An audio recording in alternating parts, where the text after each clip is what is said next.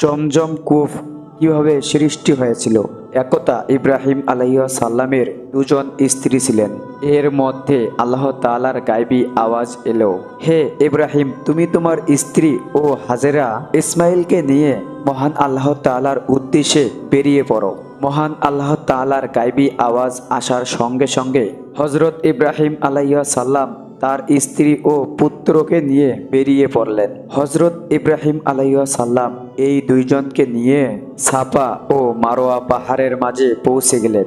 সেখানে তখন মানুষের বসবাস ছিল না। ইব্রাহিম আলাইহিস সালাম তাদেরকে পানির পাত্র ও কিছু খেজুর দিলেন। এরপর তিনি চলে যেতে লাগলেন। হযরত হাজেরা আলাইহিস সালাম ইব্রাহিম আলাইহিস সালামের হাত ধরে বললেন, ও প্রাণের স্বামী, আমাদেরকে এভাবে রেখে কোথায় যাচ্ছেন? এখানে না আছে পানি ও খাবার এবং না আছে কোনো থাকার জায়গা। আমি এই পুত্রকে নিয়ে কিভাবে থাকব? ইব্রাহিম আলাইহিস সালাম হাজেরার কথা শুনে চুপচাপ ছিলেন। হযরত হাজেরা ইব্রাহিম আলাইহিস সালামকে বারবার জিজ্ঞাসা করতে লাগলেন, কিন্তু ইব্রাহিম আলাইহিস সালাম চুপচাপ ছিলেন, কোনো উত্তর দিতেন না। এরপর হযরত হাজেরা আলাইহিস সালাম জিজ্ঞাসা করলেন, এটা কি আল্লাহ তাআলার হুকুম? তখন ইব্রাহিম আলাইহিস সালাম মাথা ঝুঁকালেন। হাজেরা বললেন, মহান আল্লাহ তাআলার যদি এটি হুকুম হয়ে থাকে তবে মহান আল্লাহ তাআলা আমাদেরকে হেফাজত করবে। হযরত ইব্রাহিম আলাইহিস সালাম সেখান থেকে চলে যেতে লাগলেন। আর তিনি মহান আল্লাহ তাআলার কাছে দোয়া করলেন, হে মহান আল্লাহ তাআলা, এখানে না কোনো খাবার আছে আর না কোনো পানি আছে, না কিছু পান করার মতো আছে। আমি আমার পুত্র ইসমাইলকে এবং আমার স্ত্রী হাজেরাকে সেখানে আমি রেখে এসেছি এবং সম্পূর্ণ আপনার ওপর ভরসা করে। হে মহান আল্লাহ তাআলা, আপনি তাদেরকে খাবার ও পানির ব্যবস্থা করে দিন, যাতে তারা আপনার শুকরিয়া আদায় করতে পারে। হযরত হাজেরা আলাইহিস সালামের হাতে থাকা পানি ও খেজুর যখন শেষ হয়ে গেল, হযরত ইসমাইল আলাইহিস সালাম ক্ষুধার জ্বালায় কান্না করতে লাগলেন। পানির খোঁজে হযরত হাজেরা আলাইহিস সালাম কখনো মারোয়া ও সাফা পাহাড়ের মাঝে দৌড়াদৌড়ি করতে লাগলেন, যদি কোনো পানির ব্যবস্থা করা যায়। এইভাবে তিনি সাফা ও মারোয়া পর্বতের মাঝে দৌড়ে এসে তিনি ইসমাইল আলাইহিস সালামের কাছে আসলেন। হযরত ইসমাইল আলাইহিস সালামকে মাটির ওপর শুইয়া রেখেছিলেন এবং তিনি পানির খোঁজ করতে লাগলেন। পানির খোঁজে হযরত হাজেরা আলাইহিস সালাম সাফা ও মারোয়া পর্বতের মাঝে 7 বার দৌড়ালেন। আর তিনি আল্লাহ তাআলার কাছে মনে মনে দোয়া করতে লাগলেন, হে মহান আল্লাহ তাআলা, আমি আপনার উপরে ভরসা করছি, নিশ্চয়ই তিনি এই বিপদে আমাদেরকে একা ছাড়বেন না। মহান আল্লাহ তাআলা হযরত হাজেরা আলাইহিস সালামের দোয়া তখনই কবুল করে নেন এবং যেখানে ইসমাইল আলাইহিস সালাম পানির পিপাসায় হাত পা ছুটছিলেন, সেখানে হযরত জিবরাইল আলাইহিস সালাম এসে হাজির হলেন এবং ওই জায়গা থেকে পানির ঝর্ণা সৃষ্টি হলেন। হযরত হাজেরা আলাইহিস সালাম পানির ঝর্ণা দেখে অত্যন্ত খুশি হলেন। তিনি আল্লাহ তাআলার কাছে দোয়া করলেন এবং শুকরিয়া জ্ঞাপন করলেন এবং তিনি ওই পানি হযরত ইসমাইল আলাইহিস সালামকে খাওয়ালেন এবং সে পানি নিজেও পান করলেন।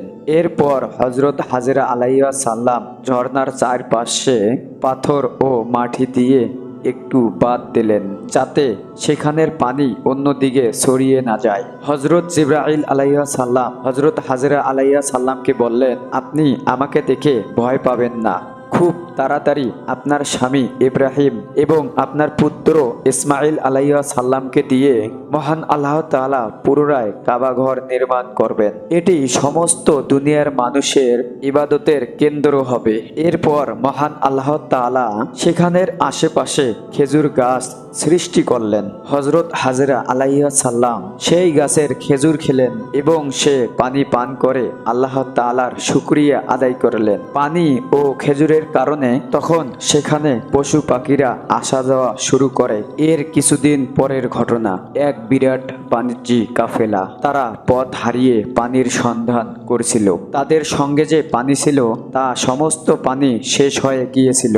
এই কারণে তারা বিশাল অদ্ভুত হয়ে পড়ে। কাফেলা ঘোরাফেরা করতে করতে এমন সময় বিবি হাজেরার কাছে এসে পৌঁছে যায় এবং তারা পানি পান করার অনুমতি চাইল এবং বিবি হাজেরা তাদেরকে পানি পান করার অনুমতি দিল।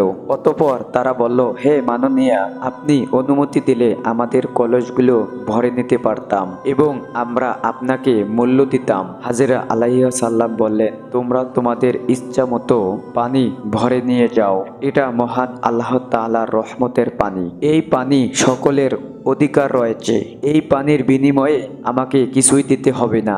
কাফেলার লোকেরা হযরত হাজেরা আলাইহিস সালামের কথা শুনে খুব খুশি হয়ে গেল এবং তারা কূপ থেকে পানি তুলে তাদের মশালগুলো পরিপূর্ণ করে নিল। জমজম কূপ থেকে যখন পানি নির্মিত হয়েছিল, কূপের চারদিকে মাটি দেওয়া সত্ত্বেও কিছু পানি চতুর্দিকে ছড়িয়ে পড়ল। ফলে ওই স্থানগুলো সবুজ হয়ে উঠল এবং যথেষ্ট পরিমাণে লতাপাতা উর্বর হলো। কিছুদিনের মধ্যে এই স্থানটি গাছপালা দিয়ে পরিপূর্ণ হয়ে গেল। সেখানে বসত বাড়ির জন্য উৎপন্ন হলো। তাদের মধ্যে অনেকেই হযরত হাজেরা আলাইহিস সালামের কাছে এসে হাজির হয়ে বলল, মাননীয়া, আপনি আমাদেরকে সম্মতি দিলে আমরা এখানে বসত স্থাপন করে বসবাস করব। এখানকার জমি খুবই উর্বর। এই জমিগুলোতে আমরা চাষ আবাদ করব। এখানে যে ফসল ফলবে কিছু অংশ আপনাদের কাছে প্রদান করব। আর আমাদের এই উপকারের জন্য আপনাকে উত্তম বাড়ি একটি বানিয়ে দেব।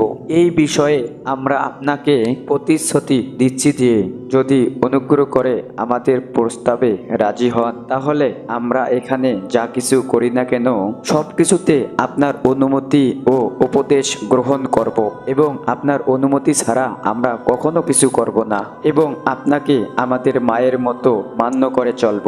বিবি হাজেরা এই প্রস্তাবে আনন্দের সাথে রাজি হয়ে গেলেন এবং এই ধরনের কাজ করার অনুমতি প্রদান করলেন। বিবি হাজেরার এই অনুমতি লাভ করে তারা সেখানে ঘর বাড়ি নির্মাণ করলো এবং তারা বসবাস করা শুরু করলো এবং সেখানের জমিতে চাষ আবাদ শুরু করলো। তারা চাষ আবাদের কিছু ফসল, শস্য ও ফসলাদির কিছু অংশ ওয়াদা মতো হাজেরা আলাইহিস সালামকে প্রদান করত। সর্বোপরি বিবি হাজেরার জন্য পাহাড় থেকে পাথর এনে সুন্দর একটি বাড়ি নির্মাণ করে দিল। আর বিবি হাজেরাকে তারা অত্যন্ত সম্মান ও মর্যাদা প্রদান করতে লাগলো। সেখানকার জমি খুবই উর্বর ছিল বিধায় অল্প দিনের মধ্যে সেখানে ফলমূল ও উৎপাদন হতে থাকলো। এই খবর চারদিকে ছড়িয়ে যাওয়ার পর দেশ বিদেশ থেকে ব্যবসায়ীগণ ক্রয় করতে আসলেন। ইতিমধ্যে সেখানে আদিবাসীর সংখ্যা বৃদ্ধি হওয়ায় নানা প্রকার বিদেশি পণ্য বিক্রি হওয়ায় সেই উদ্দেশ্যে আমদানি হতে লাগলো। এভাবে কমন নয়, এই শহরটি পৃথিবীর সেরা পবিত্র ও বিখ্যাত পবিত্র মক্কা নগরী নামে এই শহরটি তখন মক্কা নামে পরিচিত হয়ে গেল। সুবহানাল্লাহ, সুবহানাল্লাহ।